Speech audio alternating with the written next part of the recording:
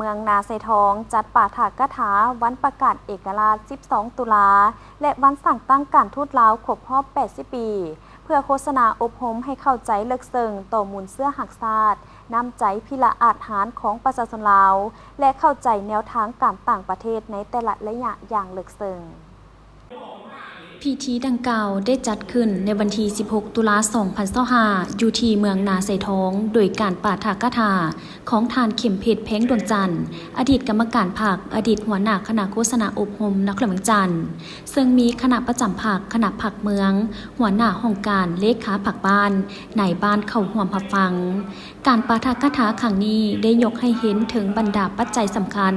ที่สร้างเงื่อนไขให้แก่การประกาศเอกราช 12 ตุลา 1945 ความหมายสำคัญและการเสริมขยายหมุนเสื้อวันประกาศเอกราช 12 ตุลาเข้าในภารกิจปกปักรักษาและสร้างสาพัฒนาประเทศชาติซึ่งวันที่ 12 ตุลา 1945 แม่นเหตุการณ์ที่มีความหมายประวัติศาสตร์ของชาติลาวเฮาย้อนว่าแม่นมีมื้อที่มีการโหมชุมนุมที่สนามกีฬาแห่งชาติซึ่งแม่นสนามกีฬาเจ้าอนุวงศ์ในปัจจุบันโดยมีมวลชนเข้าร่วมหลายกว่า 20,000 คนในมื้อนี้รัฐบาลลาวอิสระได้เป็นตัวแทนให้แก่วงคณะญาติแห่งชาติประกาศความเป็นเอกราชของประเทศลาวต่อโลกอย่างเป็นทางการประกาศโฮมแผ่นดินลาวเป็นเอกภาพพร้อมกันนั้นก็ได้ออกแถลงการณ์เกี่ยวกับการเปลี่ยนแปลงการปกครองลบล้างทุกๆสัญญาที่ลาวได้เซ็นกับฝรั่งเศสประกาศใช้รัฐธรรมนูญฉบับทำอิฐประกาศใช้ถุงชาติประกาศแต่งตั้งรัฐบาลชั่วคราว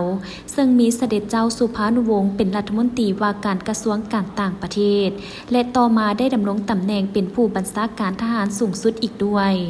การประกาศเอกราชในวันที่ 12 ตุลา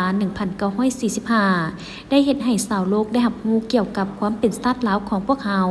รับรู้อธิปไตยและเขตน้ำแดนดินของลาวพร้อมกันนั้นก็ได้รับรู้รัฐบาลชั่วคราวของลาวและรับรู้ว่าชาติลาวคนลาวก็เป็นคนที่มีเกียรติศักดิ์ศรีเหมือนคนชาติอื่นๆและอยากมีอิสระภาพเป็นเจ้าชะตากรรมของตนเองและอยากมีการพัฒนาเพื่อความอยู่ดีกินดีและความเจริญวัฒนาสำหรับวันสั่งตั้งการทูตลาวได้ยกให้เห็นประวัติความเป็นมาของวันการทูตลาวซึ่งประวัติศาสตร์การทูตลาวมีต้นกำเนิดมาแต่ดนนานและติดพันกับการขยายตัวของประวัติศาสตร์ของชาติลาวแต่ละระยะถึงจะบ่มีนโยบายการต่างประเทศของการต่อสู้เพื่อผลประโยชน์ของชาติเป็นหลัก